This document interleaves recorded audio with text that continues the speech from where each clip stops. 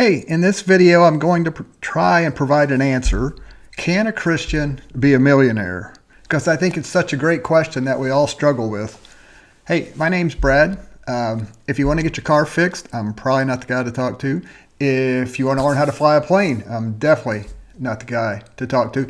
But if you want to learn how to operate your business in a way that is in line with God's plan, I can help with that. And one of the questions the question we're going to answer today is, can a Christian be a millionaire?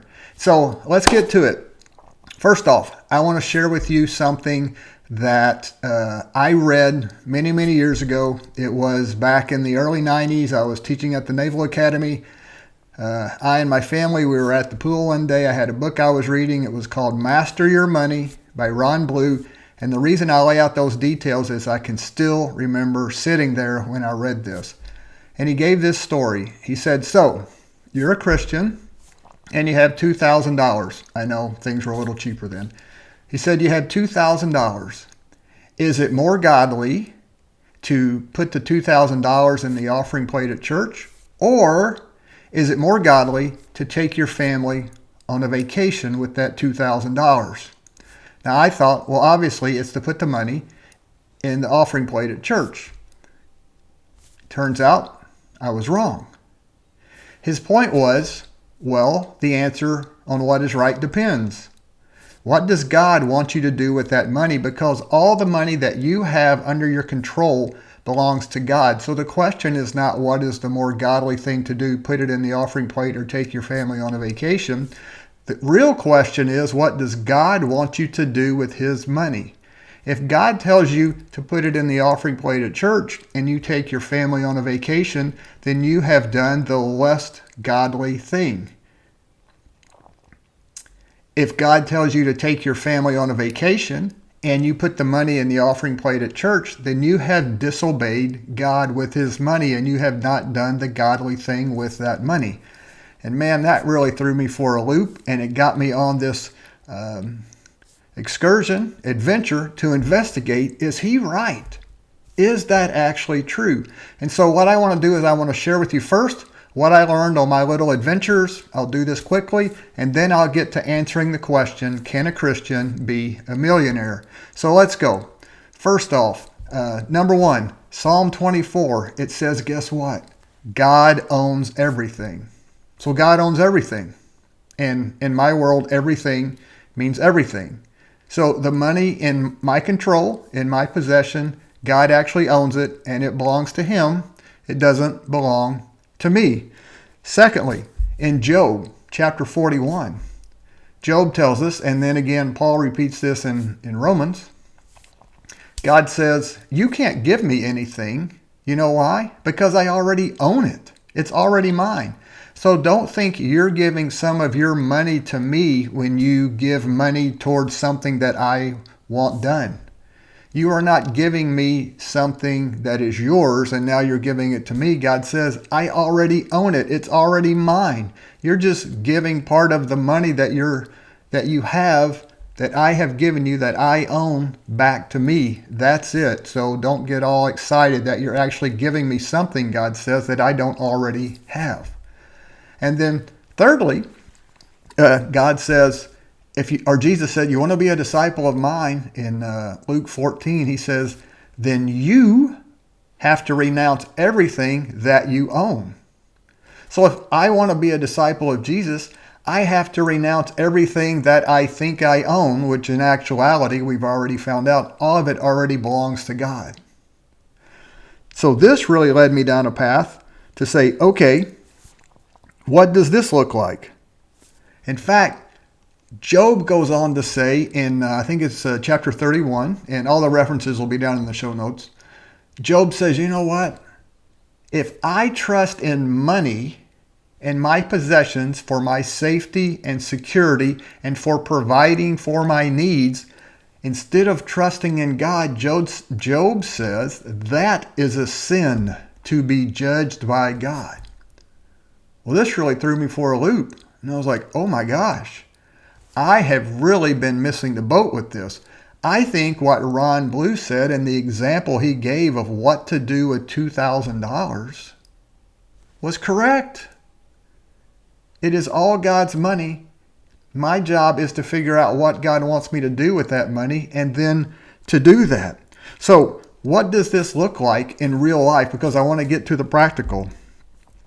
It means that the money that you have in your investments, the money that you have in your bank, it's not about what do you want to do with that money. It's about what God wants done with his resources.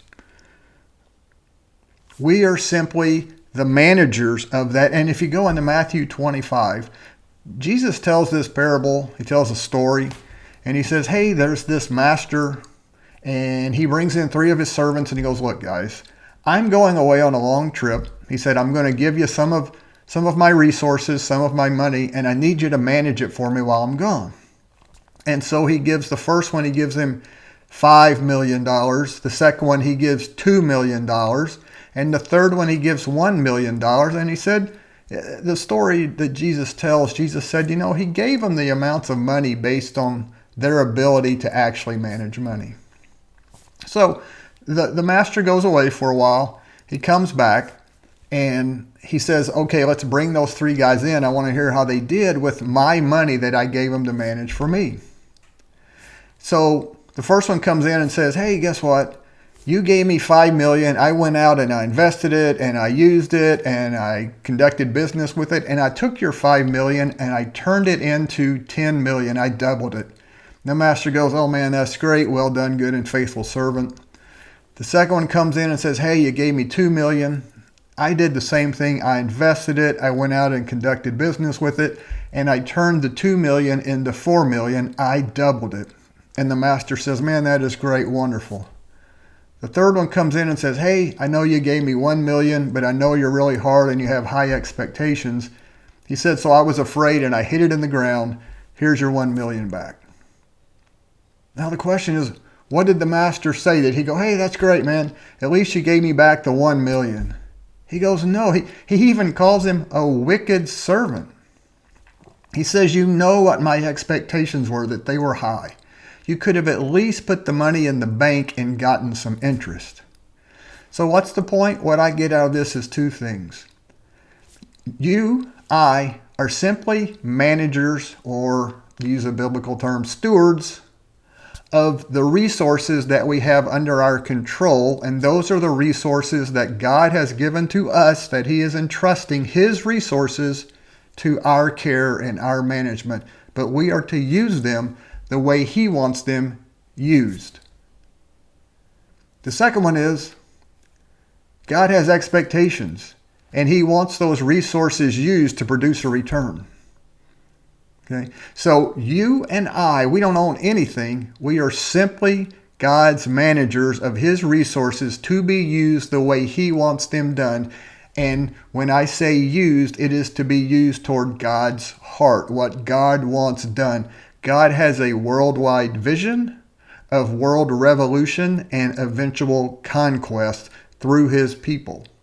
And that is the primary purpose of the resources that you have under your control and the resources that I have under my control. None of us own that. We simply manage it. And what is God's heart? God is about making his name great and his salvation known amongst all groups of people in the world, so that his name will be worshiped amongst all groups of people in the world, so that there will be around the throne in heaven forever and ever people worshiping God from every group of people in the world. And so that is the primary thing that God wants his resources managed for, and that is what he expects of us. It is all his resources. Now let's get to the question. Can a Christian be a millionaire? And my answer, I think you've probably maybe deduced it from this point, is my answer is no. A Christian cannot be a millionaire for this specific reason. A Christian owns nothing. God owns everything under your control. He owns the money. He owns the investments. He owns all the things that you own. He owns all your skills and your talents and so forth. In fact, God says in 1 Corinthians 4, let me double check. Yeah, 1 Corinthians 4:7. God says this. He goes, hey, look. He's saying it through Paul. So Paul says it, but God is really conveying that to us through Paul. God says, look, you don't have anything that I didn't give you. You don't have the opportunity to make the money and gather the stuff that you have and the resources that you have. And you don't have the ability to do that unless I gave you the opportunity and the ability to do that. So Brad's translation is, don't think so much of yourself. You ain't that great. If I hadn't given you the opportunities and the abilities, you would have none of it. It is all mine. So don't blow yourself up and puff yourself up and think too much about yourself. So we cannot be, as Christians, we cannot be millionaires for the simple fact that we don't own anything. You can have perhaps $1 million or $1 million worth of resources under your control. But those are all God's resources to be used the way God wants them used. They are not yours, and so it is impossible, in my view, for a Christian to be a millionaire because you own nothing. And let me throw this out to you on how to handle God's money, God's way, as I call it. Use this filter. Anytime you're thinking about how to allocate your resources, how to set up your budget, and I'm going to make another video about how to set up a budget following these basic guidelines. Ask yourself, what is in God's best interest? And now we know God's heart is to make His name great and His salvation known in all the world. That's how He wants His resources used. So when you ask that question, you have to tie in with that this question. Not how much of my money or my resources am I giving to God. What you have to tie in is, since it's all God's and you are managing it for Him, how much of God's resources does He want me to be spending on my lifestyle? And let me give you a real life example. Let's say you have $100,000 in the bank and you work with their investment person and you tell them, hey, I want this invested. Someday down the road, I'm going to want it back, so invest it for me. The day comes, you want your money back plus whatever it's grown to, right? You show up and you say, hey, I want to take all my money out. And the guy you're talking with at the bank goes, hey, yeah, no problem. Here's your money. And of the 100,000, he gives you, let's say it hasn't grown. That's okay. He gives you $10,000. He goes, here's your 10%. Here's your $10,000. But let me show you this. Look, here's a picture of the wonderful house that I bought. A nice down payment I was able to put on it. Here's pictures of my family going on a around the world trip vacation with your money. And here's the new car I bought for my wife with your money. And you're going, really, dude? First of all, that was my money, and I told you what I wanted you to do with it. And none of it had to do with you spending my money on you. Now, if that was something that really happened to us, we would be ticked and we would be looking for a lawyer to sue, right? Because the person that we entrusted to manage our resources, our $100,000, did not do that the way we wanted it done. But yet, we turn around and we're managing God's resources, and we think somehow giving 10% of those resources back to Him, which are already His, is somehow doing a great thing, and we can pat ourselves on the back that we're following God. Where when you look in Mark chapter 12, you look in 2 Corinthians 8 and 9, you find out, hey, God's going, no, I want you to give, and I want you to manage my money the way I want it managed. It's not about this 10% thing. It's about all of it belongs to me, God says, and you need to figure out what it is I want you to do with my resources, and then I want you and us to do this together to manage my money the way I want it managed. So no, a Christian cannot be a millionaire because millionaires have to own something that is worth $1 million, and Christians own nothing. Hey, if you like this video, consider maybe liking it. Consider maybe sharing it with somebody if you thought it was good. And if you didn't think it was any good at all, don't do either one of those.